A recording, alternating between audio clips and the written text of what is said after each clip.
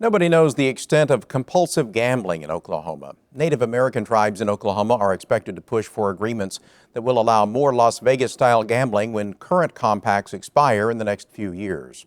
I spoke with Oklahoma Watch reporter Ben Fenwick about the pervasive problem of gambling addiction.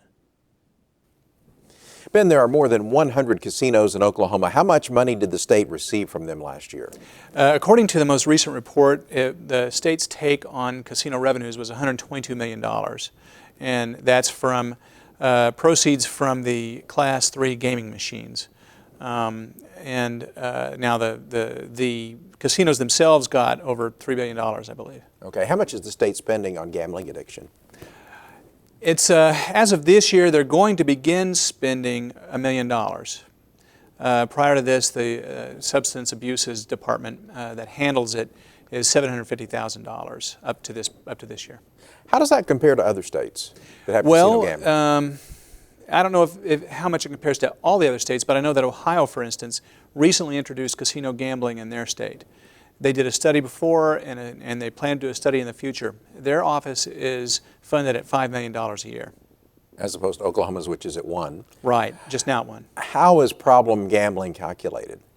Well, problem gambling is calculated through a thing called a prevalence study. And generally what you do is you do a scientific study of your population to determine how many people in it have the issue of problem gambling. And you do this by statistical sampling. It's very complicated. It's like running a scientific poll. And anyway, in Ohio, well, in most states, the problem gambling community tends to be around 2 to 3% of the population. But in some states, like for instance Nevada, it's over 6%. And about how many people in Oklahoma are predicted to have addiction problems? They are predicted to have around 80 to 100,000 people are predicted to have had those problems. What kind of gambling is most addictive?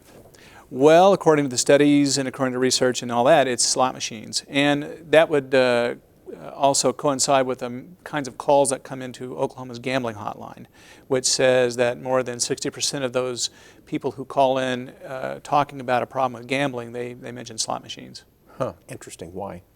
Well, there is a lot of research about this, but it's a research out of Harvard suggested that they have a kind of, they trigger behavior that would be particularly susceptible. It would make people who have a tendency to be addicted to gambling. It triggers that behavior in them. Flashing lights, sounds, all of that. Right. All this reinforces this feeling to keep plugging money into the machine, and in fact they have what's called false wins, where they'll say you've won, and you put $20 in it, and it'll say you've won $16 on that last roll, and so really you lost $4. But they ring a lot of bells and they make chimes and flash a lot of lights, and this keeps people that are susceptible to it playing. Ben Fenwick from Oklahoma Watch. Thank you.